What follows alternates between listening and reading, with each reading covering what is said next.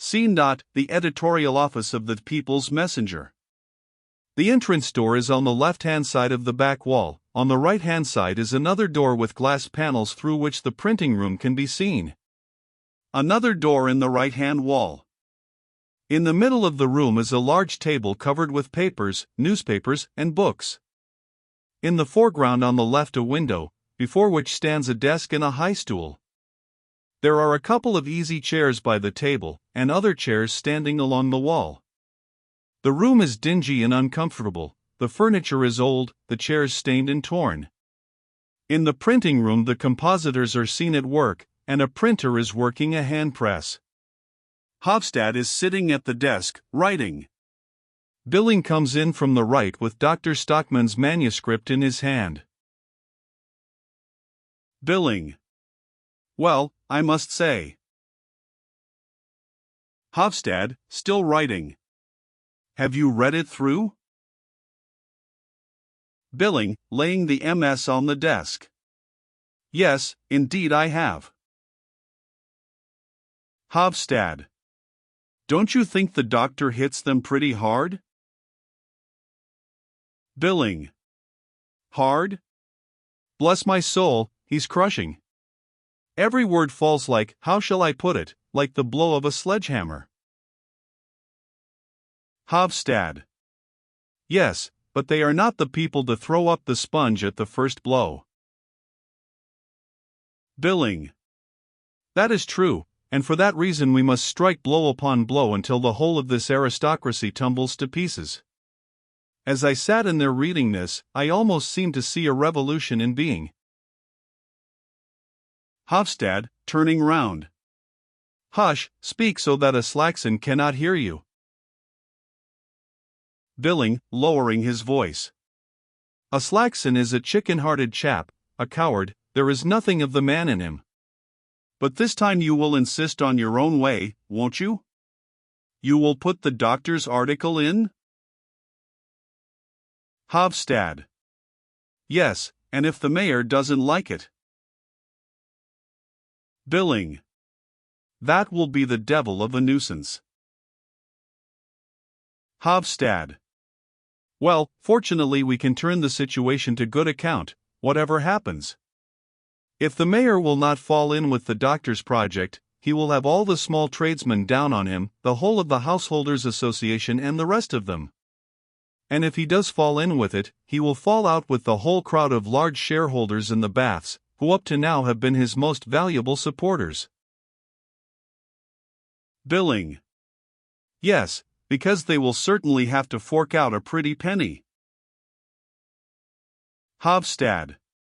Yes, you may be sure they will. And in this way the ring will be broken up, you see, and then in every issue of the paper we will enlighten the public on the mayor's incapability on one point and another, and make it clear that all the positions of trust in the town, the whole control of municipal affairs, ought to be put in the hands of the Liberals. Billing. That is perfectly true. I see it coming, I see it coming. We are on the threshold of a revolution. A knock is heard at the door. Hofstad. Hush! Calls out. Come in. Dr. Stockmann comes in by the street door. Hofstad goes to meet him. Ah, it is you, Doctor. Well. Dr. Stockmann. You may set to work and print it, Mr. Hofstad. Hofstad. Has it come to that, then? Billing. Hurrah! Dr. Stockmann. Yes, print away. Undoubtedly it has come to that.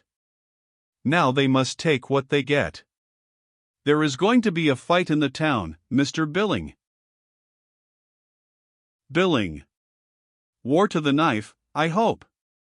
We will get our knives to their throats, Doctor. Dr. Stockmann. This article is only a beginning.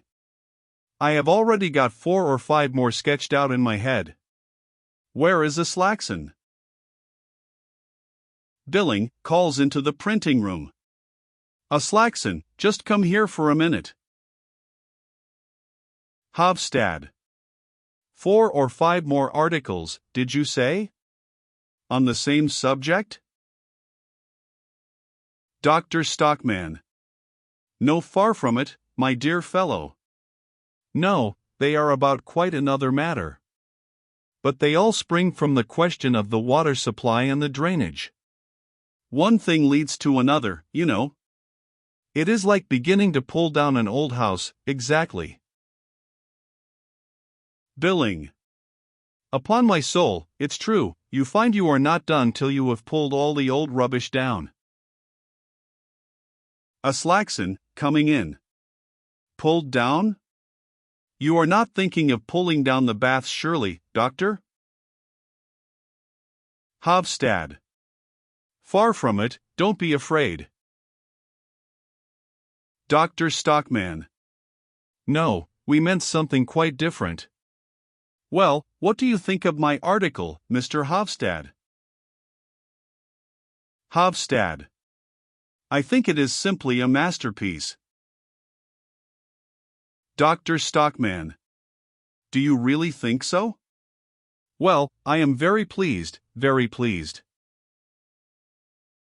Hofstad. It is so clear and intelligible. One need have no special knowledge to understand the bearing of it. You will have every enlightened man on your side. Aslaxon. And every prudent man too, I hope? Billing. The prudent and the imprudent, almost the whole town. Aslaxon. In that case we may venture to print it. Dr. Stockmann. I should think so. Hofstad. We will put it in tomorrow morning. Dr. Stockmann. Of course, you must not lose a single day.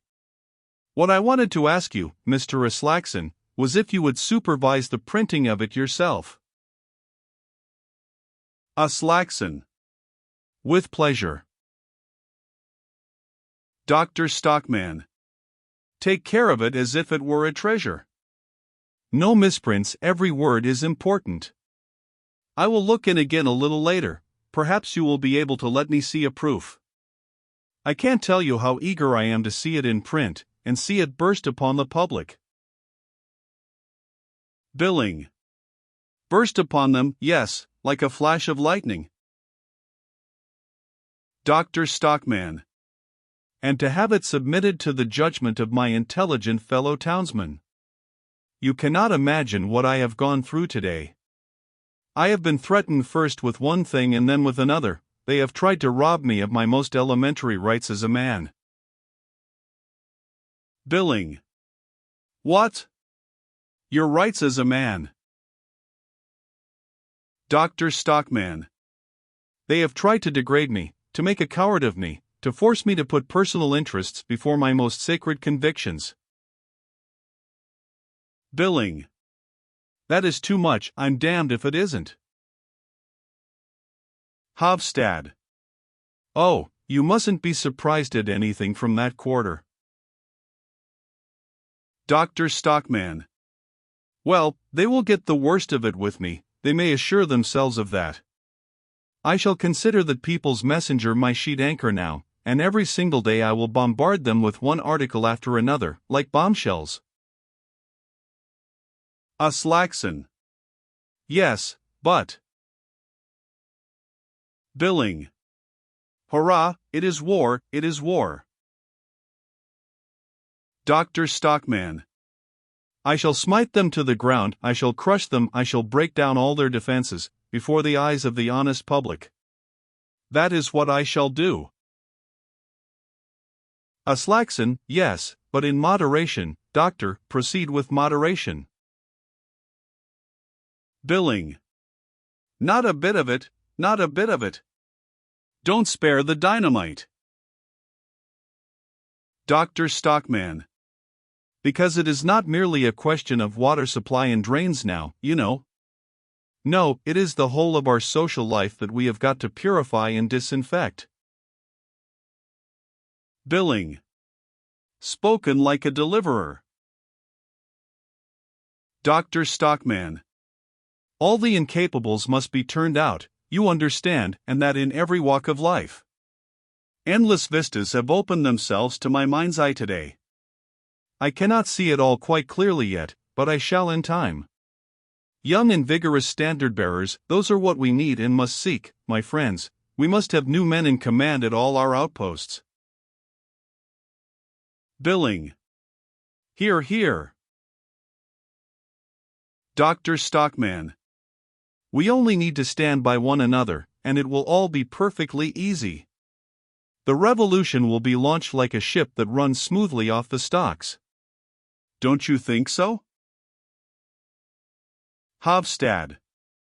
For my part, one think we have now a prospect of getting the municipal authority into the hands where it should lie. Aslaxon. And if only we proceed with moderation, I cannot imagine that there will be any risk. Dr. Stockmann. Who the devil cares whether there is any risk or not? What I am doing in the name of truth and for the sake of my conscience. Hofstad.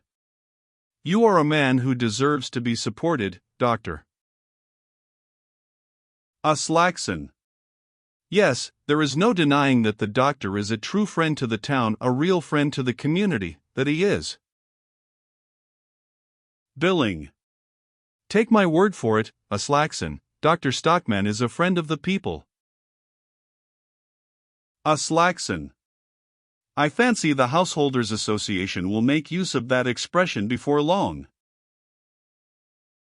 Dr. Stockmann, affected, grasps their hands. Thank you, my dear staunch friends. It is very refreshing to me to hear you say that. My brother called me something quite different. By Jove, he shall have it back, with interest. But now I must be off to see a poor devil. I will come back, as I said. Keep a very careful eye on the manuscript, Aslaxon, and don't for worlds leave out any of my notes of exclamation. Rather put one or two more in. Capital. Well, goodbye for the present, goodbye. They show him to the door, and bow him out. Hofstad.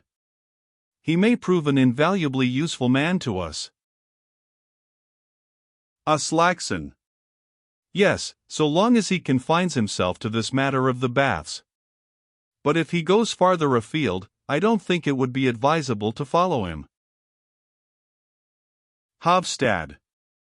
That all depends. Billing. You are so infernally timid, Aslaxon. Aslaxon. Timid? Yes, when it is a question of the local authorities, I am timid, Mr. Billing. It is a lesson I have learned in the school of experience, let me tell you. But try me in higher politics, in matters that concern the government itself, and then see if I am timid. Billing. No, you aren't, I admit. But this is simply contradicting yourself. Aslaxon. I am a man with a conscience, and that is the whole matter. If you attack the government, you don't do the community any harm. Anyway, those fellows pay no attention to attacks, you see, they go on just as they are, in spite of them. But local authorities are different, they can be turned out, and then perhaps you may get an ignorant lot into office who may do irreparable harm to the householders and everybody else. Hofstad. But what of the education of citizens by self-government? Don't you attach any importance to that? Aslaxon. When a man has interests of his own to protect, he cannot think of everything, Mr. Hofstad. Hofstad. Then I hope I shall never have interests of my own to protect. Billing. Hear. Aslaxon, with a smile. Points to the desk. Mr. Sheriff Stensgaard was your predecessor at that editorial desk. Billing, spitting. Bah! That turncoat. Hofstad. I am not a weathercock and never will be. A Slackson. A politician should never be too certain of anything, Mr. Hofstad. And as for you, Mr. Billing, I should think it is time for you to be taking in a reef or two in your sails, seeing that you are applying for the post of secretary to the bench. Billing. I. Hofstad. Are you, Billing? Billing. Well, yes, but you must clearly understand I am only doing it to annoy the bigwigs. A Slackson. Anyhow, it is no business of mine. But if I am to be accused of timidity and of inconsistency in my principles, this is what I want to point out: my political past is an open book. I have never changed, except perhaps to become a little more moderate, you see. My heart is still with the people, but I don't deny that my reason has a certain bias towards the authorities, the local ones, I mean. Goes into the printing room. Billing. Oughtn't we to try and get rid of him, Hofstad? Hofstad. Do you know anyone else who will advance the money for our paper and printing bill? Billing.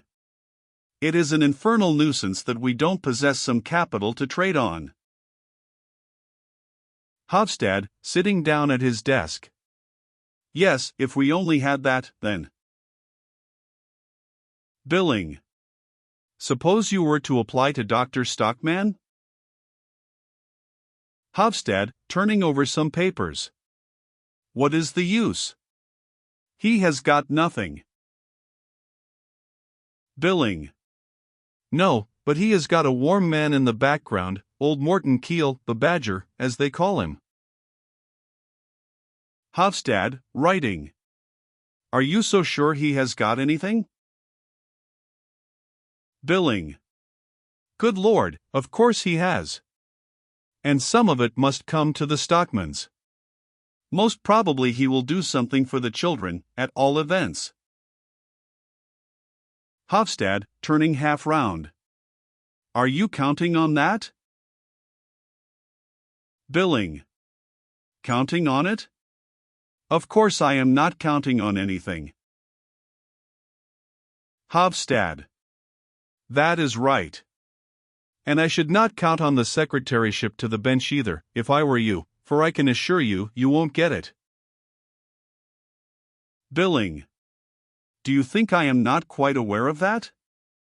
My object is precisely not to get it. A slight of that kind stimulates a man's fighting power. It is like getting a supply of fresh bile, and I am sure one needs that badly enough in a hole-and-corner place like this, where it is so seldom anything happens to stir one up. Hofstad, writing. Quite so, quite so. Billing. Ah, I shall be heard of yet. Now I shall go and write the appeal to the Householders' Association. Goes into the room on the right. Hofstad, sitting at his desk, biting his penholder, says slowly. That's it, is it? A knock is heard. Come in. Petra comes in by the outer door. Hofstad gets up. What, you, here? Petra. Yes, you must forgive me. Hofstad, pulling a chair forward.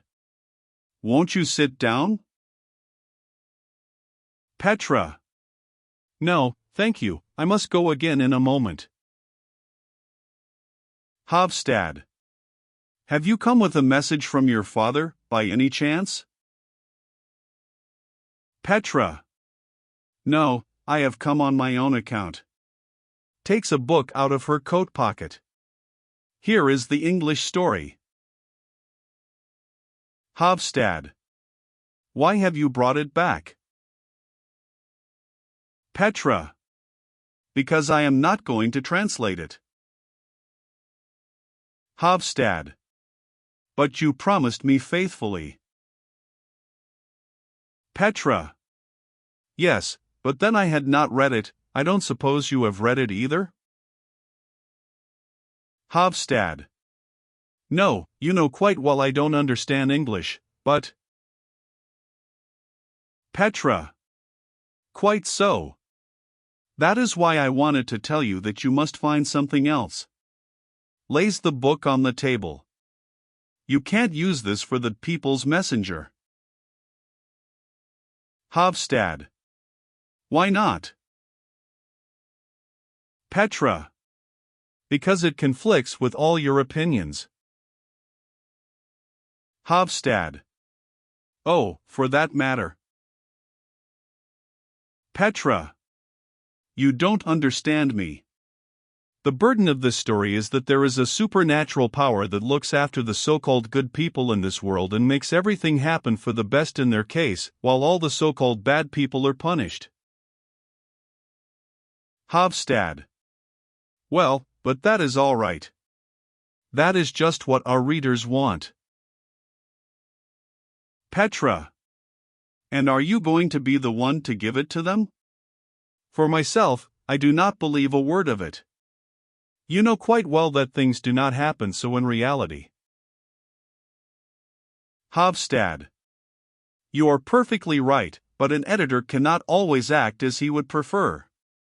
He is often obliged to bow to the wishes of the public in unimportant matters. Politics are the most important thing in life for a newspaper, anyway, and if I want to carry my public with me on the path that leads to liberty and progress, I must not frighten them away. If they find a moral tale of this sort in the serial at the bottom of the page, they will be all the more ready to read what is printed above it. They feel more secure, as it were. Petra. For shame. You would never go and set a snare like that for your readers. You are not a spider. Hofstad, smiling. Thank you for having such a good opinion of me. No, as a matter of fact, that is Billings' idea and not mine. Petra. Billings. Hofstad. Yes, anyway, he propounded that theory here one day. And it is Billing who is so anxious to have that story in the paper. I don't know anything about the book. Petra. But how can Billing, with his emancipated views? Hofstad. Oh, Billing is a many-sided man. He is applying for the post of secretary to the bench, too, I hear. Petra. I don't believe it, Mr. Hofstad. How could he possibly bring himself to do such a thing? Hofstad. Ah, you must ask him that. Petra. I should never have thought it of him. Hofstad, looking more closely at her. No? Does it really surprise you so much? Petra. Yes. Or perhaps not altogether. Really, I don't quite know. Hofstad. We journalists are not much worth, Miss Stockmann. Petra. Do you really mean that? Hofstad. I think so sometimes. Petra. Yes, in the ordinary affairs of everyday life, perhaps, I can understand that. But now, when you have taken a weighty matter in hand. Hofstad. This matter of your father's, you mean? Petra.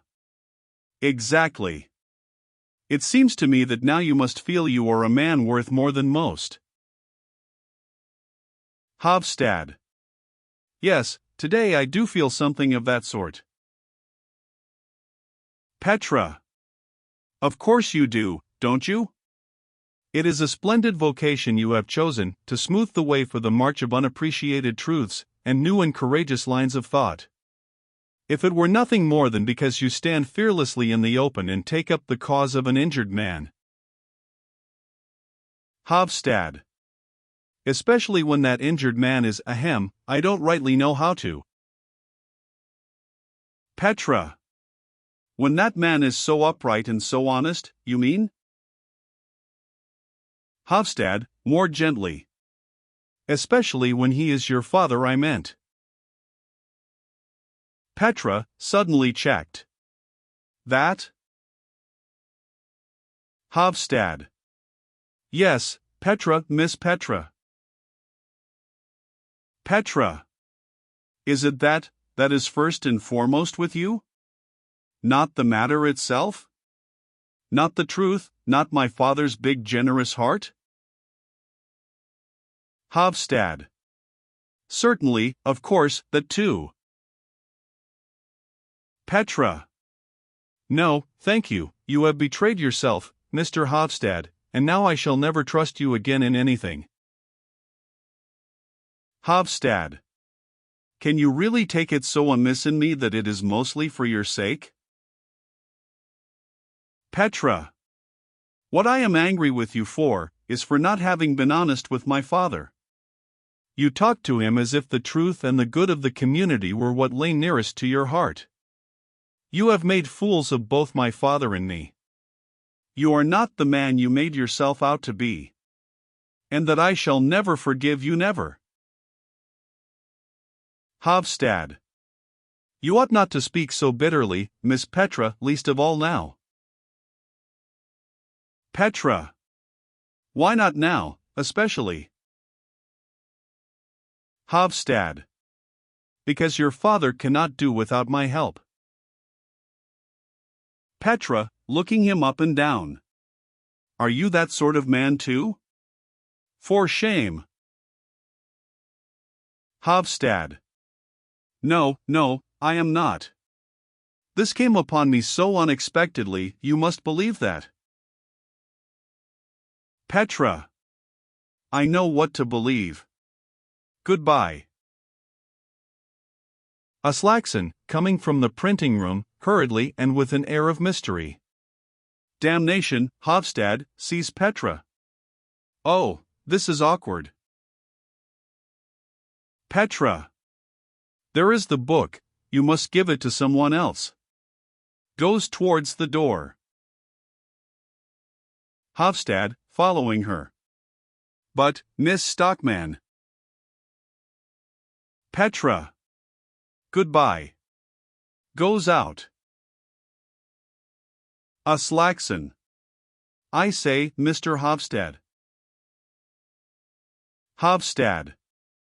Well, what is it? Aslaxon. The mayor is outside in the printing room. Hofstad. The mayor, did you say? Aslaxon. Yes, he wants to speak to you. He came in by the back door, didn't want to be seen, you understand. Hofstad. What can he want? Wait a bit, I will go myself. Goes to the door of the printing room, opens it, bows and invites Peter Stockmann in. Just see, Aslaxon, that no one. Aslaxon. Quite so. Goes into the printing room. Peter Stockmann. You did not expect to see me here, Mr. Hofstad? Hofstad. No, I confess I did not. Peter Stockmann, looking round. You are very snug in here, very nice indeed. Hofstad. Oh. Peter Stockmann. And here I come, without any notice, to take up your time. Hofstad. By all means, Mr. Mayor. I am at your service. But let me relieve you of your, takes Stockmann's hat and stick and puts them on a chair. Won't you sit down? Peter Stockmann, sitting down by the table. Thank you. Hofstad sits down. I have had an extremely annoying experience today, Mr. Hofstad. Hofstad. Really? Ah well, I expect with all the various business you have to attend to. Peter Stockmann. The medical officer of the baths is responsible for what happened today. Hofstad. Indeed? The doctor? Peter Stockmann. He has addressed a kind of report to the baths committee on the subject of certain supposed defects in the baths. Hofstad. Has he indeed? Peter Stockmann. Yes, has he not told you? I thought he said. Hofstad. Ah, yes, it is true he did mention something about Aslaxon, coming from the printing room. I ought to have that copy. Hofstad, angrily. Ahem, there it is on the desk. Aslaxon, taking it. Right. Peter Stockmann. But look there, that is the thing I was speaking of. Aslaxon. Yes, that is the doctor's article, Mr. Mayor. Hofstad. Oh, is that what you were speaking about?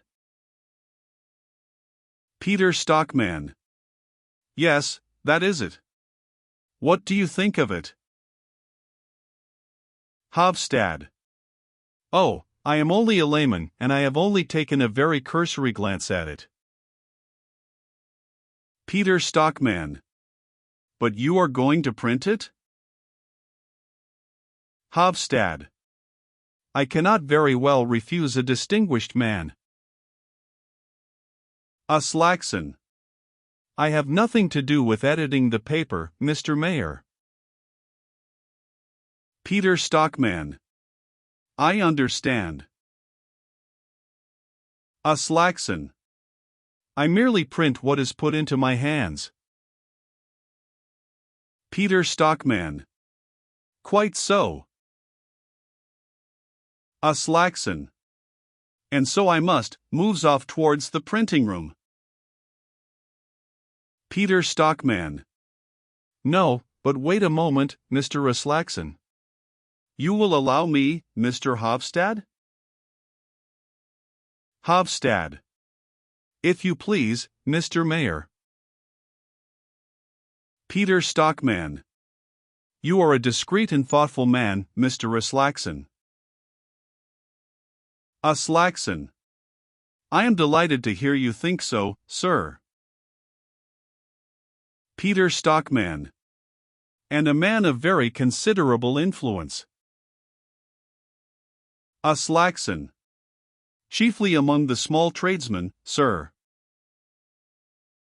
Peter Stockmann. The small taxpayers are the majority here as everywhere else. Aslaxon. That is true.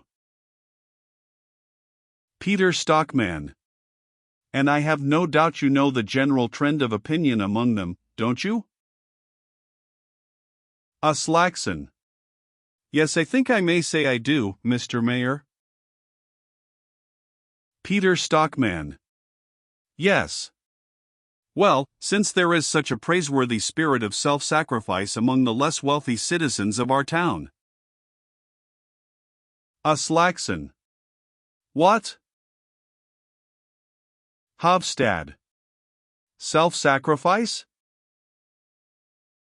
Peter Stockmann. It is pleasing evidence of a public-spirited feeling, extremely pleasing evidence. I might almost say I hardly expected it. But you have a closer knowledge of public opinion than I.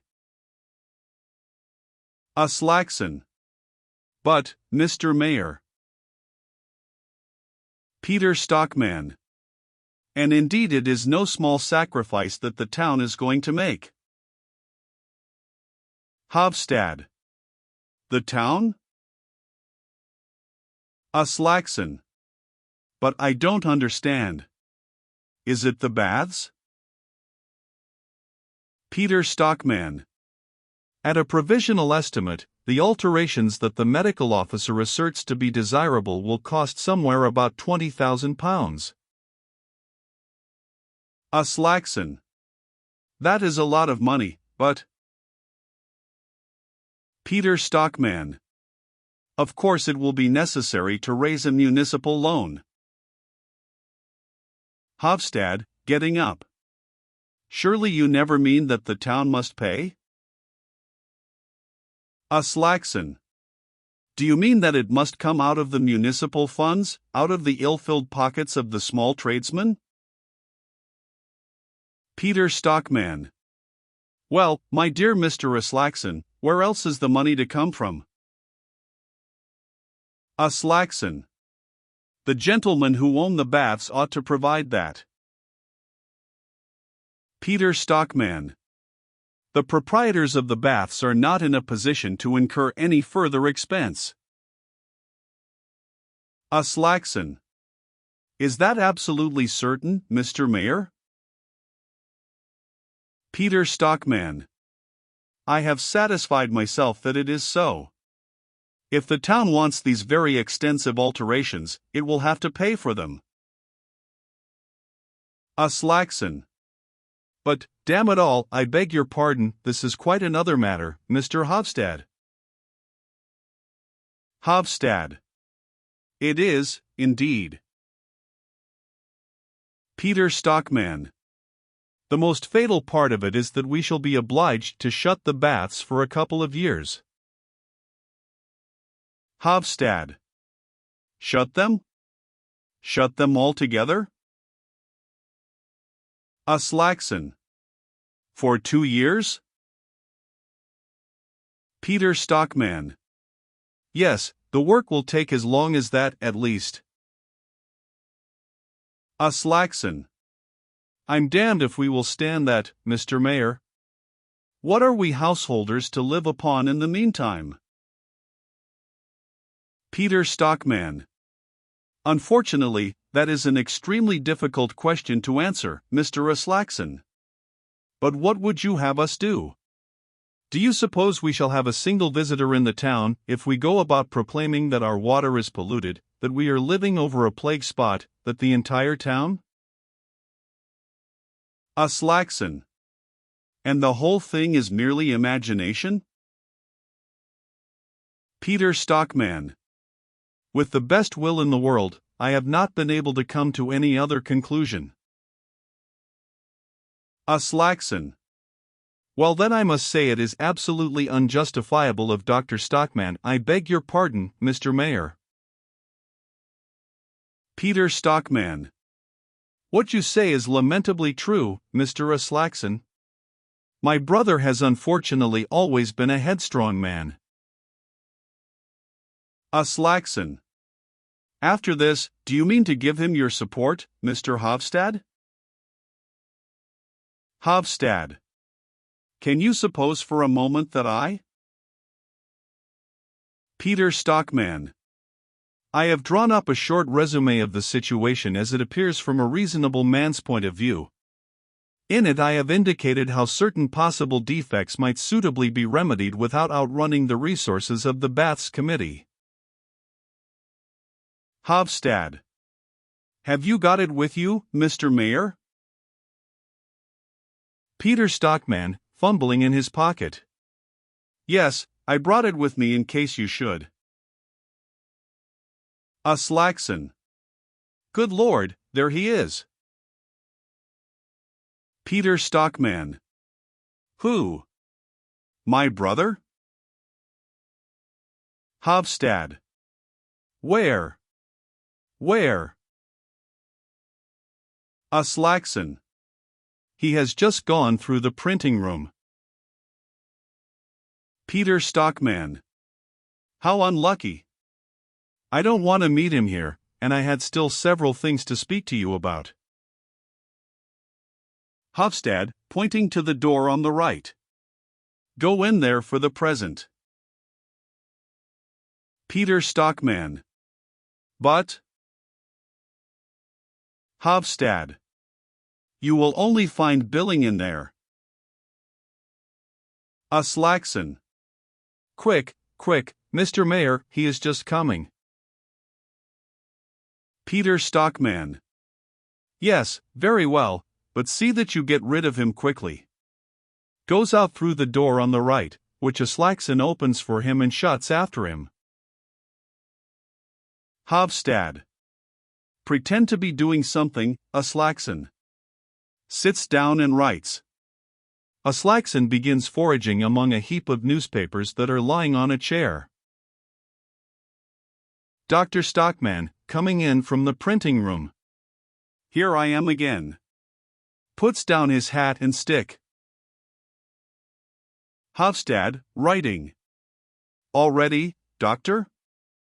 Hurry up with what we were speaking about, a Slackson. We are very pressed for time today. Dr. Stockmann, to a Slackson. No proof for me to see yet, I hear.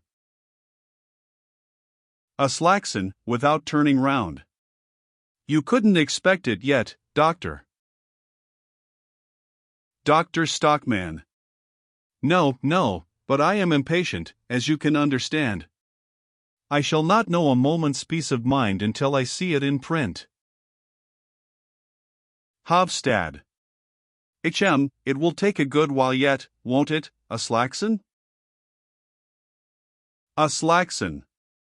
Yes, I am almost afraid it will. Dr. Stockmann. All right, my dear friends, I will come back. I do not mind coming back twice if necessary.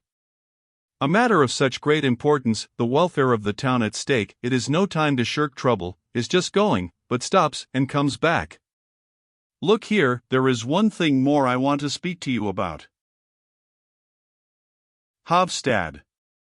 Excuse me, but could it not wait till some other time? Dr. Stockmann. I can tell you in half a dozen words. It is only this.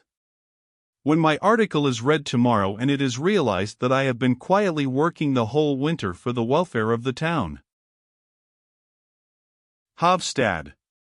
Yes, but, doctor. Dr. Stockmann. I know what you are going to say. You don't see how on earth it was any more than my duty, my obvious duty as a citizen. Of course it wasn't, I know that as well as you. But my fellow citizens, you know. Good Lord, think of all the good souls who think so highly of me. A Slackson. Yes, our townsfolk have had a very high opinion of you so far, doctor. Dr. Stockmann. Yes, and that is just why I am afraid they.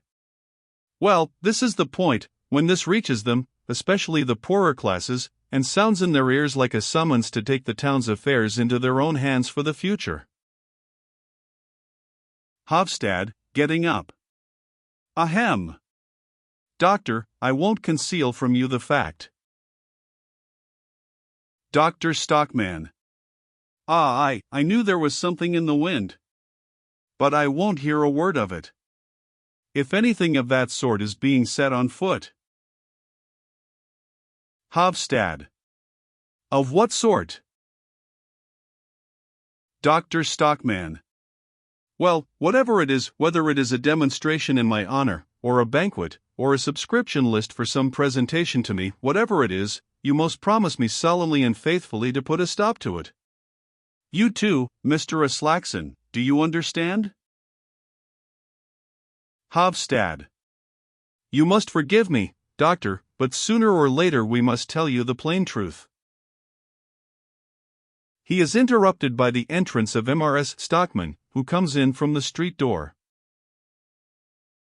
Mrs. Stockmann, seeing her husband. Just as I thought. Hofstad, going towards her. You too, Mrs. Stockmann? Dr. Stockmann. What on earth do you want here, Catherine? Mrs. Stockmann. I should think you know very well what I want. Hofstad, won't you sit down? Or perhaps. Mrs. Stockmann. No, thank you, don't trouble. And you must not be offended at my coming to fetch my husband. I am the mother of 3 children, you know. Dr. Stockmann. Nonsense, we know all about that. Mrs. Stockmann. Well, one would not give you credit for much thought for your wife and children today. If you had had that, you would not have gone and dragged us all into misfortune. Dr. Stockmann. Are you out of your senses, Catherine? Because a man has a wife and children, is he not to be allowed to proclaim the truth? Is he not to be allowed to be an actively useful citizen? Is he not to be allowed to do a service to his native town? Mrs. Stockmann. Yes, Thomas, in reason. Aslaxon. Just what I say. Moderation in everything. Mrs. Stockmann. And that is why you wrong us, Mr. Hofstad, in enticing my husband away from his home and making a dupe of him in all this. Hofstad. I certainly am making a dupe of no one. Dr. Stockmann. Making a dupe of me. Do you suppose I should allow myself to be duped? Mrs. Stockmann. It is just what you do. I know quite well you have more brains than anyone in the town, but you are extremely easily duped, Thomas. To Hofstad. Please do realize that he loses his post at the baths if you print what he has written. Aslaxon. What? Hofstad. Look here, Doctor. Dr. Stockmann, laughing. Just let them try. No, they will take good care not to. I have got the compact majority behind me, let me tell you. Mrs. Stockmann. Yes, that is just the worst of it, you're having any such horrid thing behind you. Dr. Stockmann. Rubbish, Catherine, go home and look after your house and leave me to look after the community. How can you be so afraid, when I am so confident and happy? Walks up and down, rubbing his hands. Truth and the people will win the fight, you may be certain. I see the whole of the broad-minded middle class marching like a victorious army. Stops beside a chair. What the deuce is that lying there? Aslaxon, good Lord. Hofstad. Ahem. Dr. Stockmann. Here we have the topmost pinnacle of authority. Takes the mayor's official hat carefully between his fingertips and holds it up in the air. Mrs. Stockmann. The mayor's hat. Dr. Stockmann. And here is the staff of office too. How in the name of all that's wonderful? Hofstad. Well, you see. Dr. Stockmann. Oh, I understand. He has been here trying to talk you over. He made rather a mistake there. And as soon as he caught sight of me in the printing room, bursts out laughing. Did he run away, Mr. Aslaxon? Aslaxon, hurriedly. Yes, he ran away, Doctor. Dr. Stockmann. Ran away without his stick or his fiddlesticks. Peter doesn't run away and leave his belongings behind him. But what the deuce have you done with him? In there, of course. Now you shall see, Catherine. Mrs. Stockmann. Thomas, please don't. Aslaxon. Don't be rash, Doctor. Dr. Stockmann has put on the mayor's hat and taken his stick in his hand. He goes up to the door, opens it, and stands with his hand to his hat at the salute. Peter Stockmann comes in, red with anger. Billing follows him. Peter Stockmann. What does this tomfoolery mean? Dr. Stockmann. Be respectful, my good Peter. I am the chief authority in the town now. Walks up and down. Mrs. Stockmann, almost in tears. Really, Thomas? Peter Stockmann, following him about. Give me my hat and stick. Dr. Stockmann, in the same tone as before. If you are chief constable, let me tell you that I am the mayor, I am the master of the whole town, please understand. Peter Stockmann. Take off my hat, I tell you. Remember, it is part of an official uniform. Dr. Stockmann. Pooh. Do you think the newly awakened lion-hearted people are going to be frightened by an official hat? There is going to be a revolution in the town tomorrow, let me tell you. You thought you could turn me out, but now I shall turn you out of all your various offices. Do you think I cannot? Listen to me. I have triumphant social forces behind me. Hofstad and Billing will thunder in the People's Messenger, and Aslaxon will take the field at the head of the whole Householders' Association. Aslaxon. That I won't, Doctor. Dr. Stockmann. Of course you will. Peter Stockmann. Ah, may I ask then if Mr. Hofstad intends to join this agitation? Hofstad. No, Mr. Mayor. Aslaxon. No, Mr. Hofstad is not such a fool as to go and ruin his paper and himself for the sake of an imaginary grievance. Dr. Stockmann, looking round him. What does this mean? Hofstad. You have represented your case in a false light, Doctor, and therefore I am unable to give you my support. Billing. And after what the mayor was so kind as to tell me just now, Dr. Stockmann. A false light. Leave that part of it to me. Only print my article, I am quite capable of defending it. Hofstad. I am not going to print it. I cannot and will not and dare not print it. Dr. Stockmann. You dare not? What nonsense, you are the editor, and an editor controls his paper, I suppose.